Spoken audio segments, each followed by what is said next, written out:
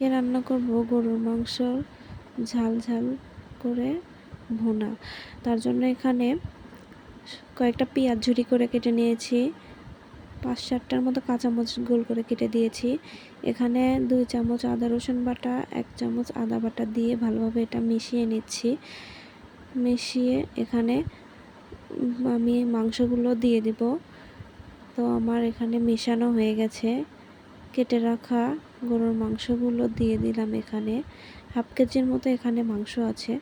মাংসটা দিয়ে আমি ভালোভাবে একটু ভেজে নেব, যাতে মাংসটা তাড়াতাড়ি সিদ্ধ হয়ে যায়। তার জন্য আমি ভালোভাবে এটা ভেজে নেব। তারপরে এখানে আমি 1 চামচ লবণ, 1 চামচ হলুদের গুঁড়ো, আরও 1 চামচ হলুদের গুঁড়ো দিয়ে দিলাম, 2 চামচ মোট। তারপরে 1 চামচ গুঁড়ো মরিচের গুঁড়ো দেব। এরপরে 1 চামচ ধনিয়ার গুঁড়ো দিয়ে ভালোভাবে এটা নাড়াচাড়া করতেছি, আবারও মেশাতে হবে। তারপরে এলাচ, সাদা ফল আর চলা গুঁড়ো দিলাম, আর একটা জয়িত্রী ভেঙে গুঁড়ো করে এর ভিতর দিয়ে দিচ্ছি।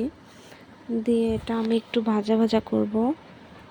আমার ভাজা হওয়ার পরে সাইড দিয়ে যখন তেল বের হবে তখন আমি এখানে সামান্য পরিমাণে পানি দেব মাংসটা সিদ্ধ হওয়ার জন্য।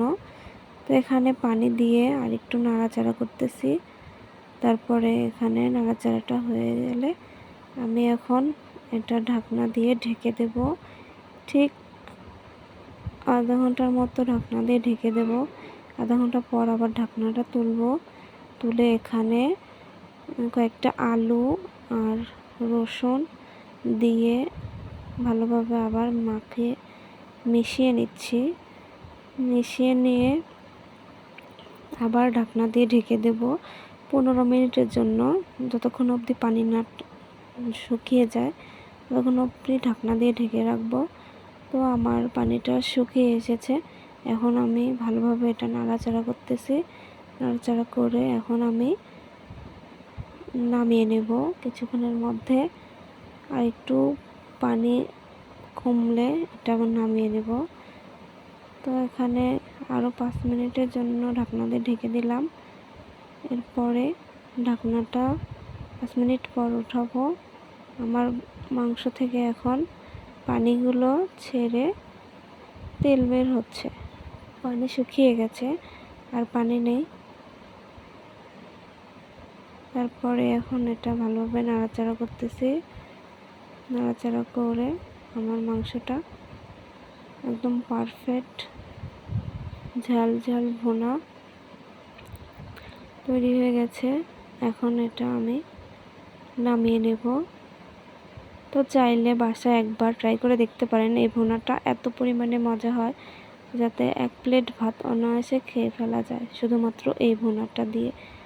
তো ফাইনালি আমার ভিডিওটা ভালো লেগে থাকলে একটা লাইক, একটা সাবস্ক্রাইব করে রাখবেন। আর আমার নতুন ভিডিও পেতে আমার চ্যানেলটিকে সাবস্ক্রাইব করে পাশে থাকবেন।